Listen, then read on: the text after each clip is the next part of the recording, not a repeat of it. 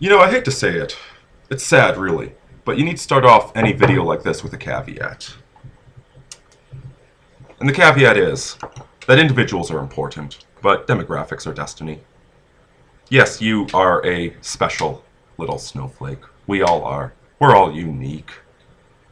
But when you take 1,000 of us, we adhere to a bell curve.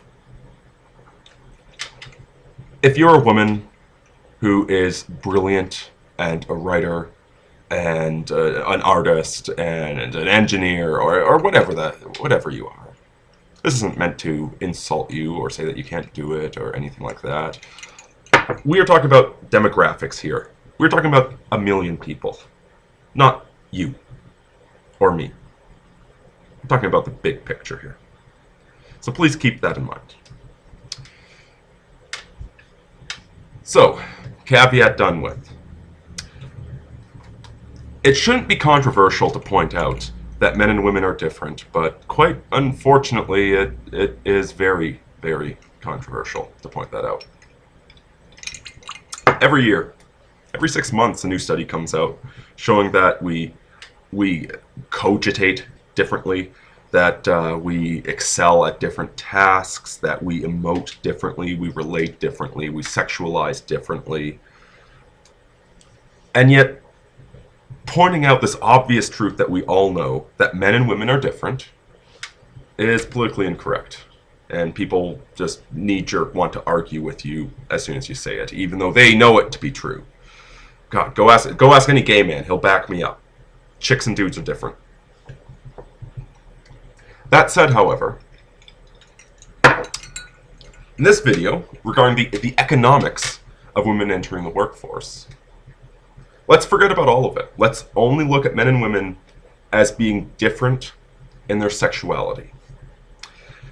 Namely, that men are primarily attracted to youth, beauty, sweetness, kindness, empathy, all of those wonderful feminine traits.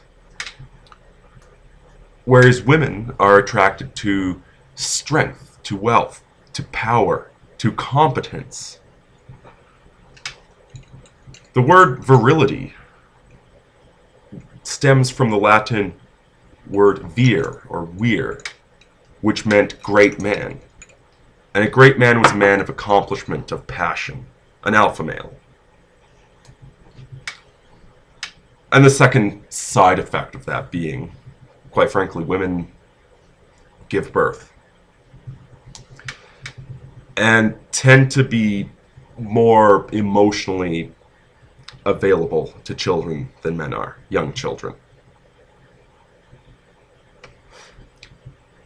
So, with that caveat and that premise out of the way, which I hope you don't find hugely morally objectionable, let's move forward with this. Let's look at what happens to an economy, and we're going to be a little bit hypothetical here. We're going to take a hypothetical economy in 1950 where all the men worked and all the women stayed at home raising kids, to an instantaneous overnight shift to the 2010 economy, where you have essentially 50-50 male-female workplace participation. We're going to simplify it. It did take, probably 30-40 years before it became 50-50, but we're going to simplify it. What are the effects of this? And I would say that there are 5 major effects from this. The very first one, depressed wages. Now in 1950, our hypothetical 1950, let's say there were 1 million people. 500,000 of them were working because 500,000 were men. 500,000 were at home not working, not earning wages, not paying taxes. All of a sudden, overnight, all those women, all 500,000 of them, enter the workforce. What happens? Depressed wages. Because you see, here's the thing, is the demand for goods does not change overnight when those women enter the workforce. The demand for houses, for clothing, for food, for entertainment products, for kids' products, that demand remains mostly constant. There might be a slight uptick for luxury goods for women. There might be a slight uptick for housing for single women. But overall, the demand for those goods remains fairly level. Labor, on the other hand, the price of labor all of a sudden gets cut in half. You have 1 million people working now instead of 500,000. Price of labor goes down. That's why in 1950, a guy could easily afford to support his stay-at-home wife, whereas now 2-income families is the norm. You didn't get any more money by entering the workforce, ladies. You just cut your husband's paycheck down. So that's the first effect. The second effect, it monetized domestic industries. There's a myth nowadays about the alienation of suburbia. There's a whole TV series, Desperate Housewives, all about it. And quite frankly, in today's world, if you're a stay-at-home mom, you know what? You are alienated. You're the only stay-at-home mom.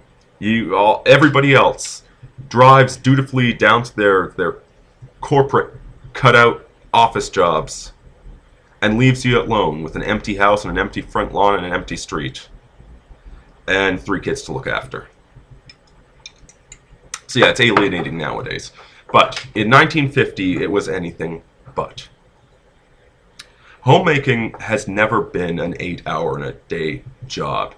Even before all these amazing conveniences, most of which were invented in the 50s, washing machines, dishwashers, running water, microwaves, etc., etc. Even before all of this, homemaking was not 8 hours a day, 4 hours tops. Women weren't sitting around with their thumbs up their asses back then. Your grandmothers were productive. They were involved in community organizations. They would babysit one another's kids for free.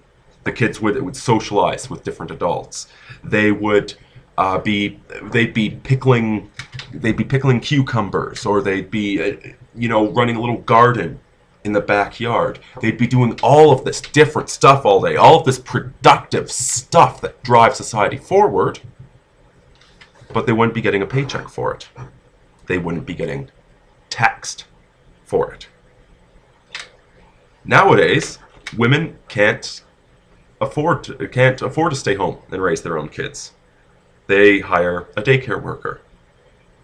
Instead of a volunteer drop-in center to deal with wayward youth, all of a sudden we have this huge industry of paid bureaucrats.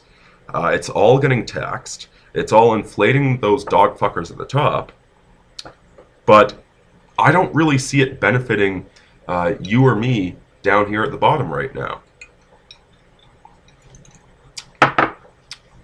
You women used to create a lot of wealth. Now, you create the same wealth, except you're getting taxed for it. And you're raising somebody else's kids. So that's the second effect of women in the workforce. The monetization of domestic industries.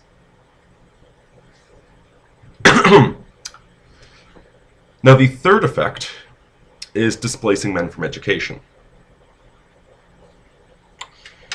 Now, once again, if we go back to these immigrants, these 1 million immigrants that come in, at first they're going to displace the men, or displace the natives, but then the university institution will expand to accept them into it, right? Well, that's because the demand doubled. As things stand, demand is not doubling. We have the same demand we did before, and there's only so many engineering positions out there. Only so many scientist positions out there.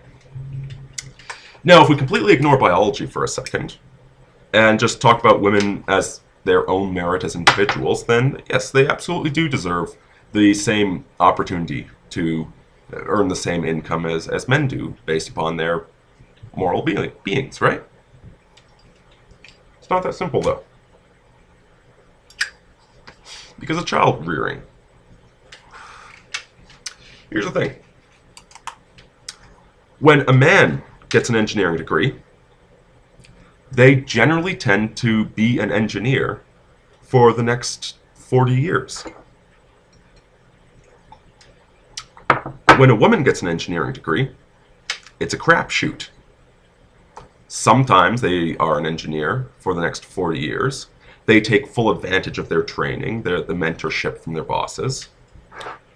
But as often as not, they drop out around the age 27, 28, 30 to raise kids.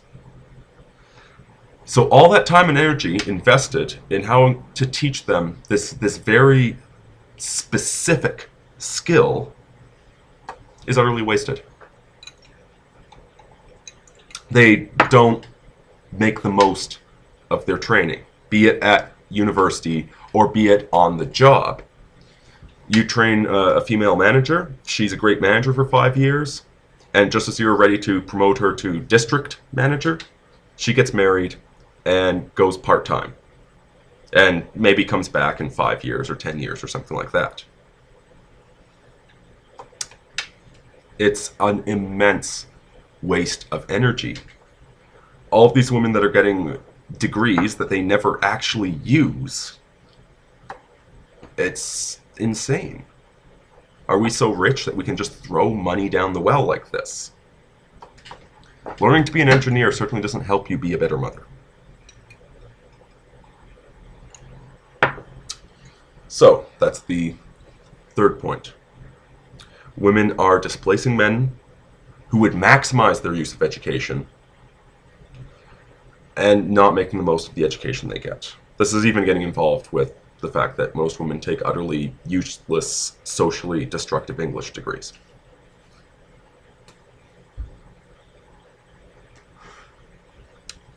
Now, the fourth point is that they displace men from wages.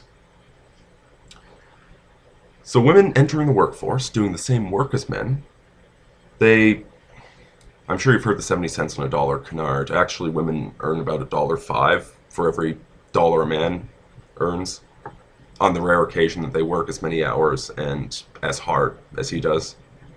I haven't seen that many female coal miners, is all I can say. But let's pretend it's equal. There's no bias. All right, so they've displaced men from wages. Men and women now earn the same degree, the same amount of money. They can afford the exact same shitty Mazda 3 on lease. Okay. Here's the problem, though. Men are attracted to youth and sweetness and femininity and beauty, etc., etc. Women are attracted to status. Women don't want to fuck a loser, which is normal, which is healthy. But when a woman earns her Mazda 3 herself, suddenly any guy with a Mazda 3, he's not up to snuff. By earning as much money as men do, you women limit your available dating pool. All of a sudden, you only find men richer than you attractive. But since it's a meritocracy and there's just as many rich women as there are rich guys, you can't find a guy who's attractive. So instead of going for the hardworking, beta male, honest, nice guy because he had a really sexy car, all of a sudden you're so desperate because you can't get the guy at the top, he can fuck whoever he wants, you're going to go for the badass guy at the bottom. You're going to go pursue the biker. You're going to pursue the asshole, the Tucker Maxes of the world. And if you do find a nice guy that works the same job to marry, he's not going to turn you on. You're not going to want to be feminine around him. You're not going to be happy around him because he does not make your gina tingle.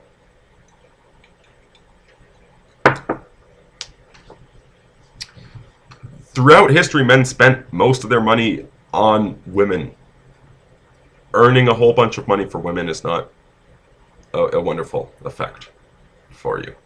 You can buy some nice dresses and some shitty magazines, but that's about all it gets you. Now, I admit that point number 4 there, that they displace male workers, is a social effect, but it leads up to point number 5, which is another economic effect. It disincentivizes men from working. Now, here's something women didn't realize back in the 50s and 60s. These feminists burning their bras and publishing books and showing up on TV, and you know what? I know that you women think that what guys do is glamorous. When we're working on a car and we're covered with grease and we're sexy as all fucking hell, it's glamorous, ain't it? The reality is, working sucks. Most jobs suck. Most people hate their jobs. And I'm sure that most of you women out there would agree with me on this. See, these feminists back in the 50s and 60s, they all worked glamorous jobs. They all had university degrees, and they published books, and they were famous, and they were getting so much attention handed over to them. They had wonderful jobs. And you know what? The upper quartile of IQ women can earn glamorous jobs. My ex was a biologist. She got to go study burrowing owls, and it was exciting and sexy and fun. But you know what? The vast majority of people out there aren't that bright. Do you know that 50% of them have an IQ below 100? Jobs suck. Most jobs are horrible. I have a pretty good job. I'd still rather be at home making YouTube videos.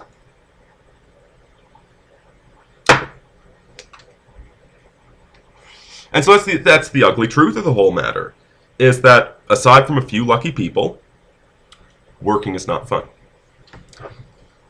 So why throughout history have men worked so hard to build empires and dig coal mines and do all this insane drudgery, this mind-numbing paperwork? Why have we done all that? Well, it's because we got to come home to a beautiful, sweet, loving, kind woman and our terrific children. It was worth it. See, that's the sexual system that evolution gave us, is that we will go through hell and back for the sake of a wife and kids. Now, all of a sudden, because you've displaced male workers, because you're making as much money as men, working at a really, really shitty job does not guarantee one marital bliss. This isn't even getting into the whole divorce industry that makes a profit when people are miserable. No.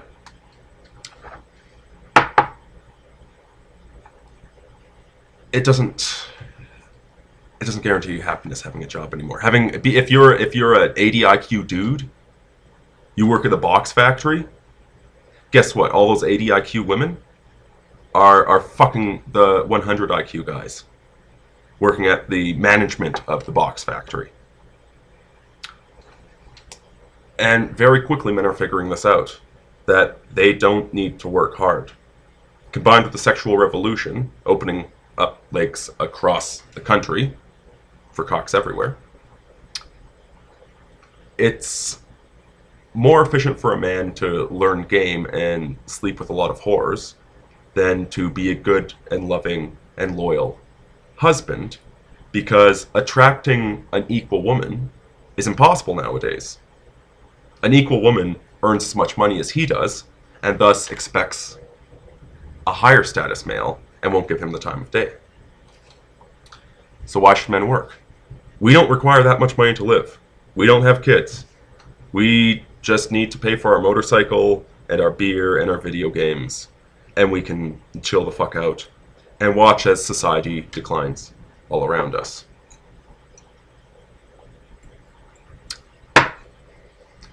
Working used to give us the things that meant something to us in life. Nowadays, if you're not part of the top 30% or so, You got no guarantee of those things. Makes no sense to work. And you women end up working all these horrid, shitty jobs that you hate while bitching with your girlfriends because you can't find a good man. When 50 years ago, when you didn't work, you did find a good man and got to enjoy marital bliss and got to do things that mattered all day. And for those rare women that were artists or scientists, just all around geniuses that had a passion to pursue, they still pursued those passions 50 years ago, 200 years ago. Women have always been part of the workforce when they wanted to be, but they didn't have to be. Now, thanks to feminist social engineering, women do have to be part of the workforce. You do have to support yourself. And because of the effect that earning your own income has on your sexuality, you don't get gina tingles for equal guys. So guys are lacking the incentive to build empires. We'll just sit around playing video games instead of conquering the Gaulish tribes. So, was it all worth it? Well, I guess so, 'cause we're equal nowadays, right? Mourinho.